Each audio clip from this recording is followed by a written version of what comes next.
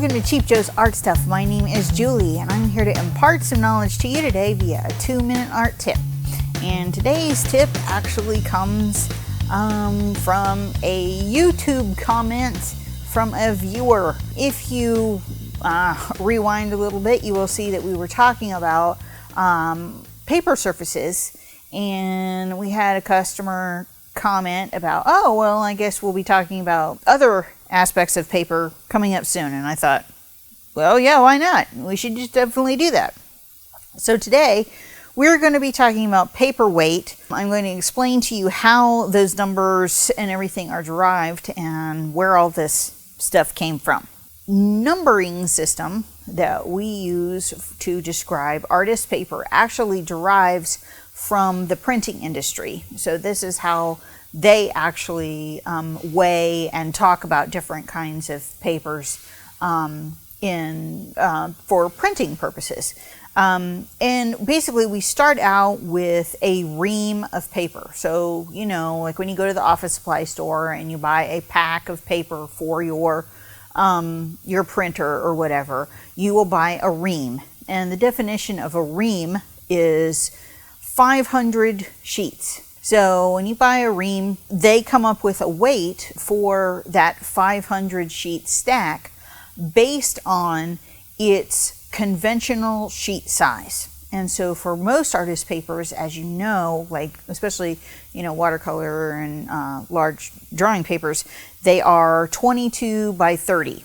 And I still have not found like what the reasoning for that actually is. I'm sure it's something to do with the golden mean or whatever, but the standardized size is a 22 by 30. So what we do is we take 500 sheets of a given artist paper and stack them up in a nice little pile, all those 22 by 30 sheets.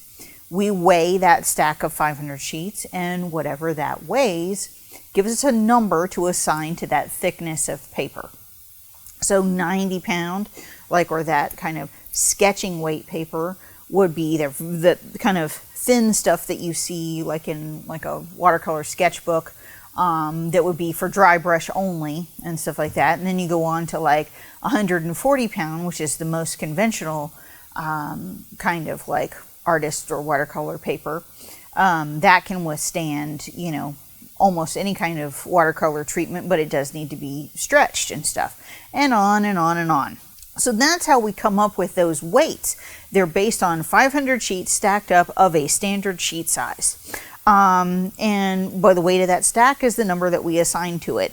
But just to kind of throw a wrench in things, what if we didn't have a standard sheet size?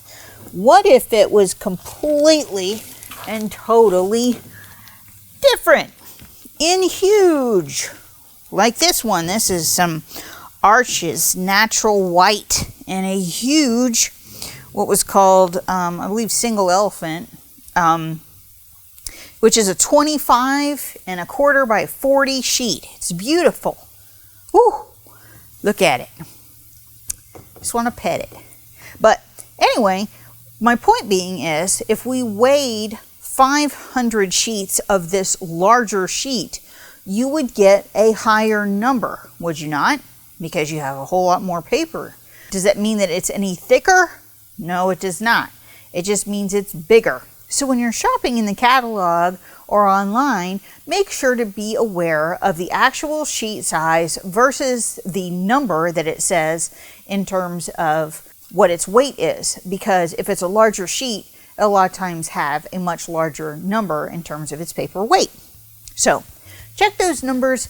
I think that you'll learn a lot from like looking at all the different kinds of options that we have, but hopefully this will make your shopping a whole lot easier once you kind of understand how those weights are determined. So hopefully this was helpful to you and you learned a little something, and we hope that you enjoy.